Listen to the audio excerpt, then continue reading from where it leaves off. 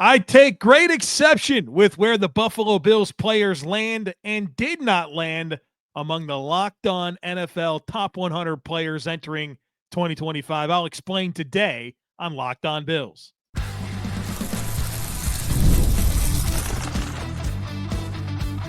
You are Locked On Bills, your daily Buffalo Bills podcast.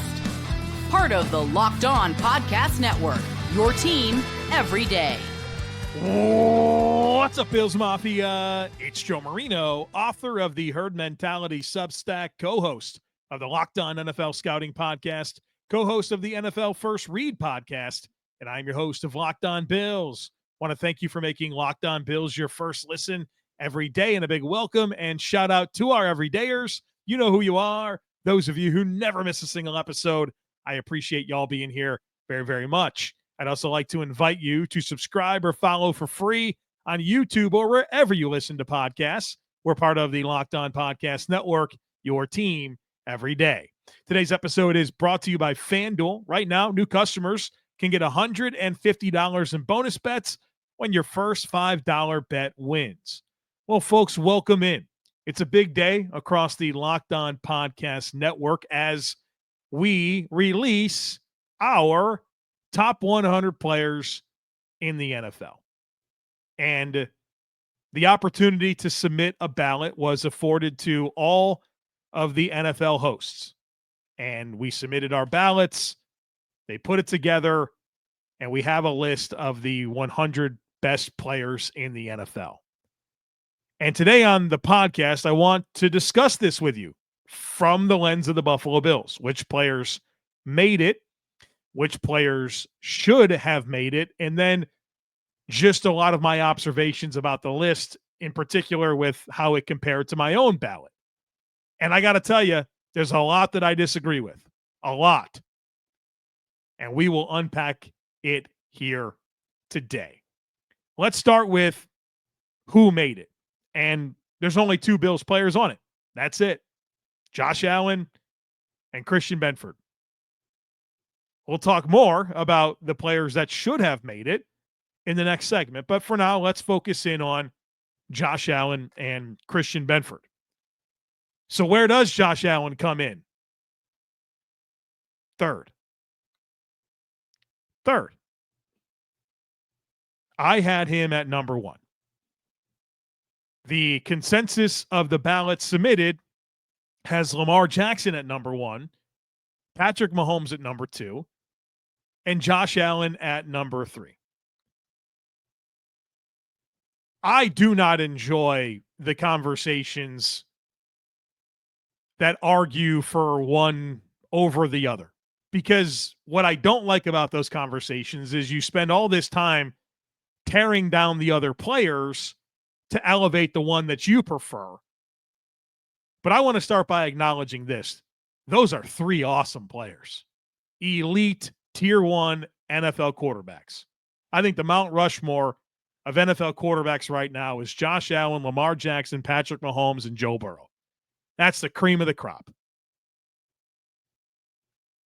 But I do believe that Josh Allen deserves to be ranked number one among them. Josh Allen is the most prolific touchdown-producing quarterback ever. The most touchdowns per game in NFL history. He just completed his fifth consecutive season of 40 touchdowns. Nobody else has a streak longer than two. This guy produces unlike any player the National Football League has ever seen.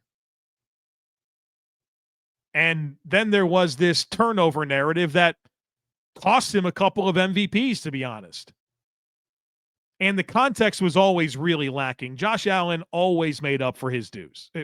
Paid his dues and made up for any turnovers that he made. And when you look at the EPA lost on turnovers, it was always a very exaggerated talking point, but it's what people cling to. Well, Josh Allen just went out and had the greatest season in the history of the NFL for lowest percentage of plays that resulted in a sack, fumble, or an interception. The best ever. 4.2% of plays. Never been better by any other player in the history of the league. So he just had the greatest season ever of taking care of the football and is the greatest touchdown producing quarterback in NFL history. Player one, reigning NFL MVP. And what I love about Josh Allen being the reigning NFL MVP is it's not because of volume stats.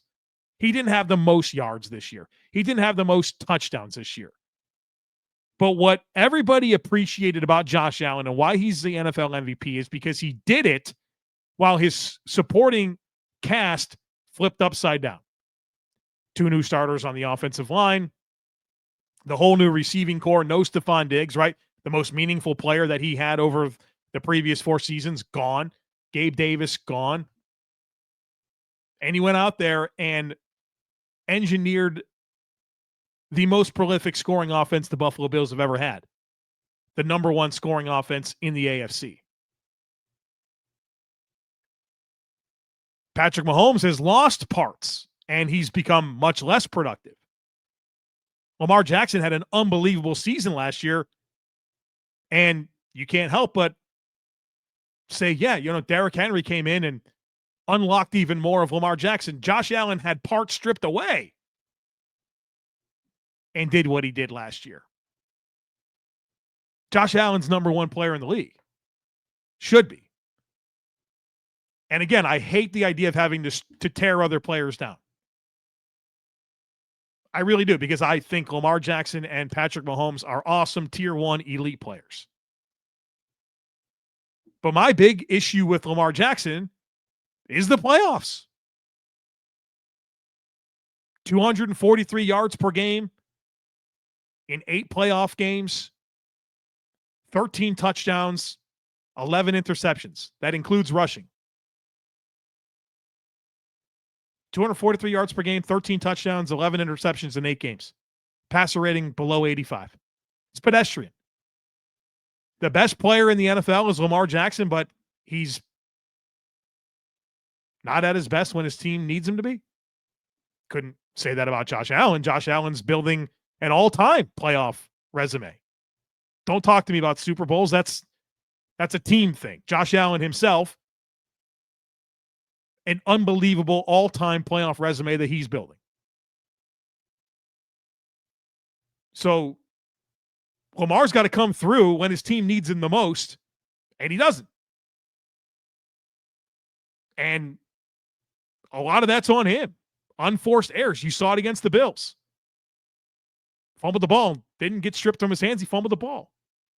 The DeMar Hamlin play last year. I mean, the opening drive, he gets big-eyed and sees one high coverage and forgets to hold the safety and airmails one to Taylor Rapp. We know the pick 6 to Taron Johnson. That cost them in the first playoff loss to the Bills. We saw what he did in the NFC or AFC Championship game against Kansas City the year before. I mean, the guy's got to be better in the postseason. I can't put him at number 1 until he proves that. And look, Patrick Mahomes, he's on the Mount Rushmore of all-time NFL quarterbacks. But the last 2 years have been pedestrian for Patrick Mahomes. Patrick Mahomes has been the starting quarterback of the 15th ranked scoring offense each of the last 2 years. Last year, that team was 21st in yards per pass last year. I know that there was a lot of inconsistency with his weapons, right? They counted on Rashee Rice. He gets hurt. They don't have Hollywood Brown to start the year. Xavier Worthy's a rookie. I get it. Travis Kelce regression. I get it. And to their credit, I mean, he figured it out, right? He came through. They won 15 games in the regular season. They went to the Super Bowl because he's able to figure it out when it matters most, and that's what makes Pat really special. But this isn't a legacy list, right? Last 2 years, he's been the starting quarterback of a pedestrian offense. Now, look, I know they've been to the last 3 Super Bowls. Like, I get it. I wish that the Bills had the defensive play calling in the postseason and the health with their defense in the postseason, maybe it'd be a different story. So look, Mahomes is awesome. Lamar is awesome. Josh Allen of late has been a little more awesome, and I think he deserved to be the number one player on our list. All right, we got to talk about Christian Benford, and we got to talk about the Bills players that should have been on this list but weren't. We'll do that here next. Folks, be sure to stick with me.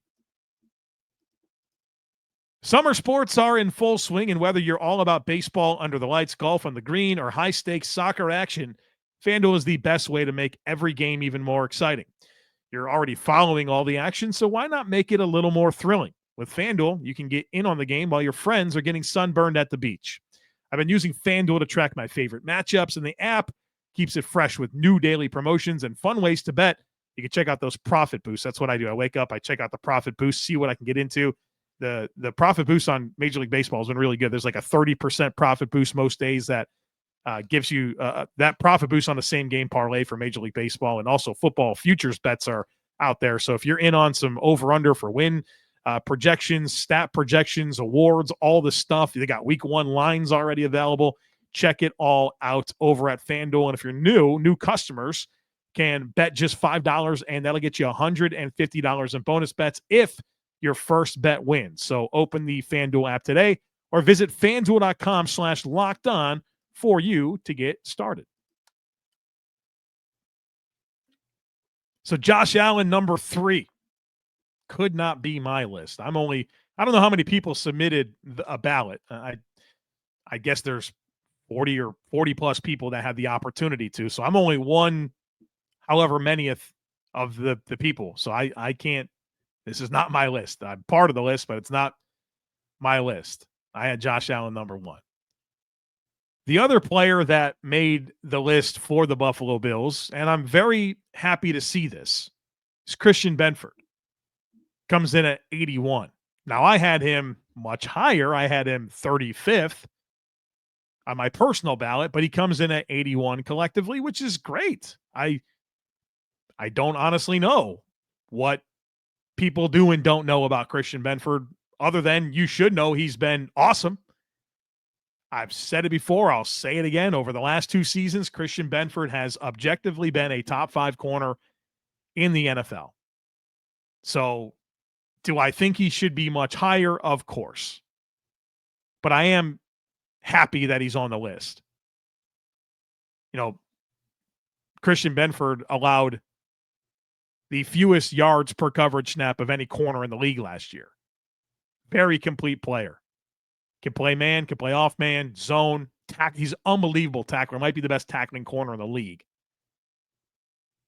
And I'm excited to see how he takes a step in year 4, where I think things will be a lot more stable around him. The D-line could be a lot better. Hopefully his running mate is Maxwell Harrison, and he's awesome. And I think there could be a lot of, or even more impact with Christian Benford this year. Good football player. Love his makeup. Love the way he's wired, the way he talks, the way he competes. Very quickly becoming one of my favorite players in the league. And I'm really happy that he was recognized by the Locked On host that submitted a ballot. So he comes in at number 81. I had him at 35. And that's it. That's it for the Bills. No other representation. My personal ballot included 2 more players on the Bills that I think absolutely should be on the list, but they aren't. So these are major snubs. The 2 players that I have included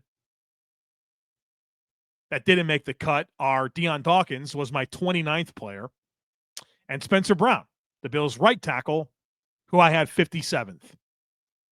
I had James Cook close to making the list, but he didn't make the cut for me. He didn't make the cut for Locked On hosts either. So I think that would be one guy that's maybe knocking on the door. I think you can also look at Greg Rousseau as a guy who's knocking on the door.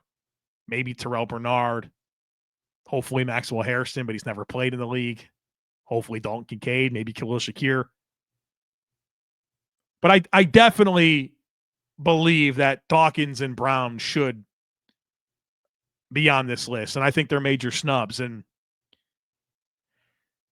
this just tells me that they're overlooked, and it's very surprising to me. The Bills are on TV all the time, right? People watch the Bills. They watch Josh Allen. They're in primetime. They're in the postseason. Like, those guys are awesome. And the Bills' offense is so unique. And a big reason why it's so unique is because of what those tackles provide. And we're not talking about just unique and that's it. Like, it's unique and awesome. It's a top-tier NFL offense, has been for a number of years now. And Dawkins and Brown deserve a lot of credit for that. You don't see teams run the ball like the Bills do, where they pull their tackles on long pulls all the time. Talking about a top 3 run offense in the league that is uniquely designed because of the skill sets that their offensive tackles have. Nobody pulls their tackles like the Bills, and nobody runs 5-man protections like the Bills. 85% of snaps last year, 5-man protections. They don't get any help. That's a 5% lead from number 2. They don't get any help. They don't keep in running backs or tight ends to help pass block. And the most vulnerable players on passing downs in terms of the offensive line are the tackles. They're on an island on the outside. These guys don't get any help. And you know what? Josh Allen also doesn't get sacked. So, like, what are we doing here? How on earth did Dion, Dawkins, and Spencer Brown not make this list? I don't know what I got to do. I don't need to do anything. I know. Very surprising.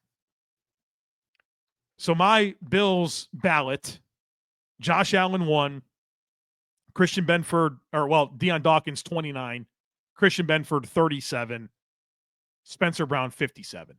But let me tell you a little bit more about my methodology, because coming up next, I want to give you the players that made my ballot that didn't make the Locked On ballot, and the players that were on the Locked On ballot that didn't make my ballot. What I did is I went through the entire NFL and I wrote down every single player that I think deserved to be in consideration. And that was way over like 200 names. And then I went through and I slashed it down and I got to 178. And then I slashed it down. I got to like 150, then 120, 111. Then I finally get down to 100. And then I ranked the 100 players. I had some Bills players that hung on through several of those cuts, but ultimately I settled on Allen, Benford, Dawkins, and Brown as the guys that I thought were worthy of the list. All right, coming up next, the 21 players I had but Locked On didn't, and vice versa. So folks, be sure to stick with me.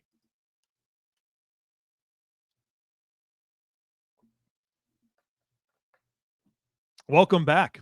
Well, I suppose you know 2 of the 21 players that I'm going to talk about right now that I had that Locked On didn't. Of course, Spencer Brown and Dion Dawkins. Mind-blowing that they didn't make the list. But let's start here. Let me give you the 21 players that made Locked On's list, but not mine. Laramie Tunsil made the list. I didn't vote for him. 36th. I mean, the Houston Texans need offensive line help, and they couldn't wait to get rid of Laramie Tunsil, their left tackle. It's a good player. I just don't think he's an elite tackle in the league anymore.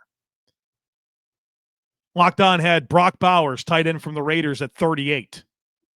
I only voted for one player that was a rookie last year, and that's Jaden Daniels. That's it. That's the only one for me that made it. Brock Bowers had a great season, and I'm excited to see him continue his career with the Raiders, but I didn't put guys in there that had 1 year of experience in the league. Christian McCaffrey came in at 44, running back from the 49ers. I didn't include him. I mean, obviously, if he's healthy, I think he's one of the most dynamic playmakers in the league. I don't really have much confidence that he's going to be. This one blows my mind. I don't even know how this is possible. Calais Campbell comes in at 48th? Top 50? Calais Campbell? Is this list from 10 years ago? I mean, I respect the heck out of the career that Calais Campbell had. But no way, shape, or form is this a top 50 player in the NFL right now. Come on. Calais Campbell at 48th. We can't get Dion Dawkins on there, who's made the last 4 Pro Bowls? Alvin Kamara at 49. I like Alvin Kamara. Javarius Ward at number 50. I like Javarius Ward. He's not a top 50 player in the league to me. Jared Verse, 57th. Jared Verse in his 4.5 career sacks in the NFL, 57th best player in the league. Couldn't be my list. Travis Hunter, 67th. The 67th best player in the NFL has never played a snap in the NFL. Make it make sense. Can't. Khalil Mack, 72. Boy, we love these expired defensive linemen, don't we? I mean, Khalil had a great season last year, but come on now, 72. Brian Burns, 73. I like Brian Burns, not a top 100 player for me. This one's crazy. Brandon Aubrey, the kicker from the Cowboys, comes in at 76th. The guy made 85% of his field goals last year. 85%. Like middle of the pack in field goals made. This guy's the 76th best player in the league. Couldn't be my list. Bobby Wagner at 77. Boy, we love these old players, don't we? How do we love Calais Campbell, Khalil Mack, and Bobby Wagner. We love those guys. Somehow Jared Verse is 57th. I don't get it. Chris Olave comes in at 83. No chance he'd make my list based on like last season. I cared a lot about what you've done lately. I love Chris Olave. He's not. I mean, come on now. T. Higgins didn't make the list, but Chris Olave did. Are we kidding? T. Higgins doesn't make the list, but Chris Olave does. All right. Travis Kelce makes the list at 85th. Did we watch last year? Andrew Thomas comes in the list at 91. The offensive tackle for the Giants. Good player. He's always hurt. Malik Neighbors comes in at 92. I told you I didn't vote for any first-year players outside of Jaden Daniels. And what's crazy, like Malik Neighbors makes it. If Malik Neighbors makes it, then so should Brian Thomas. So should Lad McConkey. Dak Prescott at 93. You didn't do anything to help your team last year. This one's nuts. Bradley Chubb at 94. That's unserious, right? That's completely unserious. Bradley Chubb at 94. Bradley Chubb at 94. But Andrew Van Ginkel doesn't make the list. Tuli Tuipulotu doesn't make the list, but Bradley Chubb is 94. And how on earth is Bradley Chubb ahead of Budda Baker and Danielle Hunter? I'm stunned. Tariq Woolen comes in at 95th. I watched that dude try to tackle last year. Can't be top 100 player for me. Devontae Adams at 97. Again, I guess this is a legacy list. And Derek Brown comes in at 98th, the defensive tackle from the Panthers who missed basically the entire season last year. Good player, but come on. We got Derek Brown making the list, but Nnamdi Matablik doesn't make the list. What? We've got Tariq Woolen on this list, but Jalen Johnson doesn't make the list. Marlon Humphrey doesn't make the list. Like, what is going on here? Stunned. I'm stunned. So let me give you the guys that made my list, but not locked on. Of course, Dion Dawkins, I had him 29th. Tyler Linderbaum, top 3 center in the league for sure. I had him 36th, didn't make the cut. Jalen Johnson with the Bears, I had him 37th, doesn't make the cut, but somehow Reek Woolen's on the list. Travarius Ward's on the list. Are we kidding? I have Nnamdi Matablik, the D tackle from the Ravens at 52. No idea how he doesn't make it, and a guy like Derek Brown makes it. I had Spencer Brown at 57th. I had Tuli Tuipulotu at 58th. That's one of my favorite up-and-coming players in the league. That's definitely a Joe flavor pick. How about Zach Sealer from the Miami Dolphins? Doesn't make the list. This guy's been one of the best pass rushing D tackles in the league. But Derek Brown's on here. Derek Brown's on here. Calais Campbell's on here. I mean, Calais Campbell and Zach Sealer played for the same defense last year. Which one was better? Calais Campbell's 48th on this list and Zach Sealer's not. Well, what are we doing here? T. Higgins, I had him at 65th. Didn't make the list. DeForest Buckner, I had him at 66th. Didn't make the list, but Derek Brown made the list. I had Marlon Humphrey, corner from the Ravens at 73. He doesn't make the list. I make it make sense. I can't. Andrew Van Ginkel from the Vikings, I had him 74th. He doesn't make the list, but Bradley Chubb did. Bradley Chubb's on there. Jared Verse is on there. 4.5 career sacks for Jared Verse. Van Ginkel was double-digit sack guy last year, has legit tenure in the league. Was pretty high on the Defensive Player of the Year voting. Didn't make the list. Brian Branch is, I had him 75th. What on earth? How is Brian Branch not in there? I think, didn't the executives in the NFL just put out their list with Jeremy Fowler? He was like number top 5 safety in the league. Didn't make our list. Landon Nickerson, elite guard for the Eagles. Didn't make the list. I had him 78th. Zach Tom, one of the best offensive tackles of the league. I had him 80th. Zach Tom doesn't make it, but Andrew Thomas does. Okay. Kobe Turner with the Rams, defensive tackle. I have him at 83rd. He didn't make the list. Eric McCoy, outstanding center for the Saints. I had him at 92. He didn't make the list. Vita Vea. He didn't make the list. I had him at 93. Vita Vea didn't make the list, but I do remind you that Derek Brown did. And the kicker, Brandon Aubrey. Brandon Aubrey made this list, but Vita Vea didn't. Levante David, I had him at 94. Bobby Wagner gets in there at 77, but Levante David's not on there. Okay. I had Josh Jacobs at 96. I mean, how does Alvin Kamara make this list over Josh Jacobs? I don't know. I can't explain that to you. Jonathan Taylor, I had at 97th. And Tony Pollard, I had at number 100. The 21 players I had that the Locked On list didn't. I disagree with a lot of it. I think you could tell. They asked me to do a show on this today. Everyone is doing this on this Wednesday published, so you can hear different reactions across the league, across the network. But, boy, I think we got so much of this wrong. So much of it. And that's my thoughts. I shared them. I was honest. That's what I tell myself. Be honest and tell people how you feel. I hope I did that here today. All right, folks, that's going to do it for us here today on the podcast. Thanks for being here. As always, I kindly ask that you share, subscribe, rate, and review. Have a great rest of your day. Go Bills. And I look forward to catching up with you again real soon.